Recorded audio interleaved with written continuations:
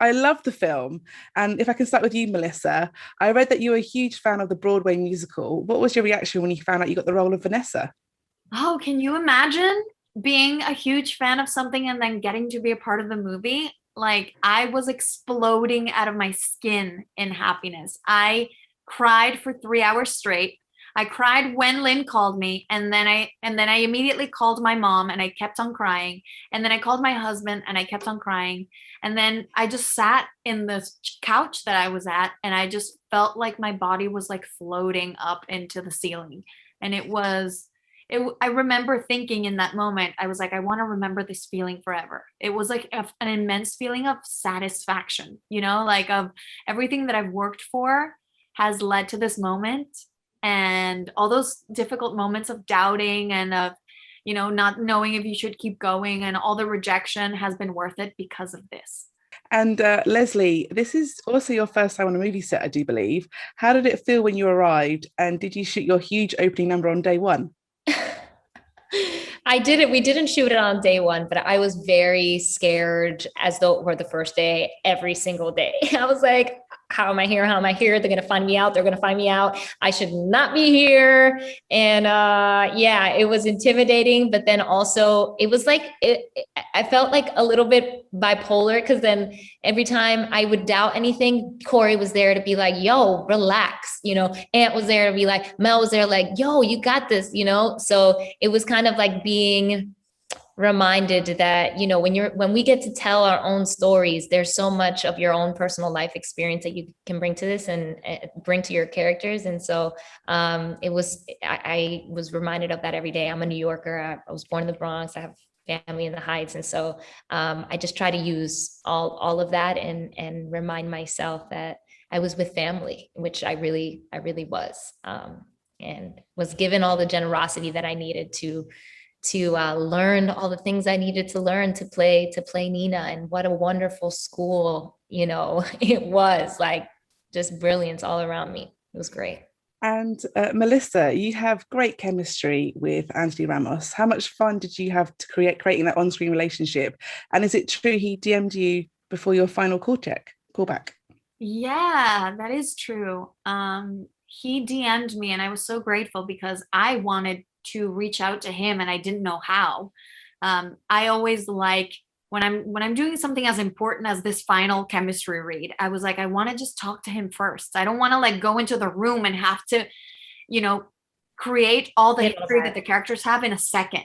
Mm-hmm. And so I was like, hey, I told my reps, I was like, can you guys reach out to his reps to see if we can like have coffee before or something?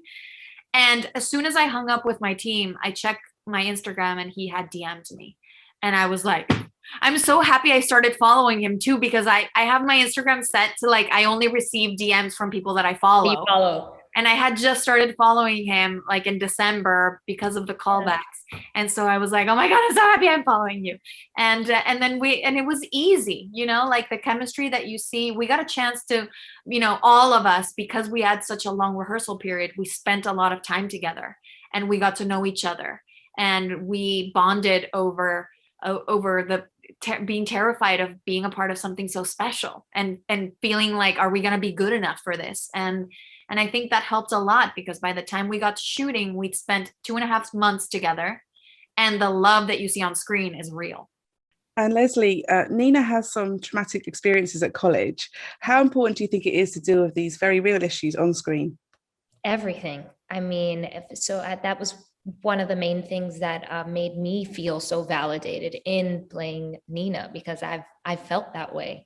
And even me being a music artist in the music industry, being Afro-Latina and being in the Latin music world, I still felt otherized, and so to be able to see a young woman like Nina, who is the best of her barrio, is considered to be the best of her barrio by the people that love her the most, go out into the world and be looked at as totally different.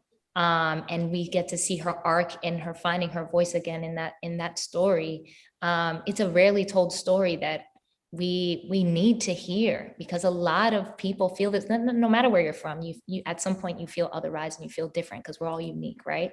But specifically for the Latinx community and the the immigrant story, and also the first generation story of not being enough to fit into this world where I'm too privileged because I'm first generation and my Spanish isn't perfect, or not being enough to be, to fully assimilate and conform and to keep up with, people that aren't from the block that I'm from and that don't even know, what Dominican is or whatever.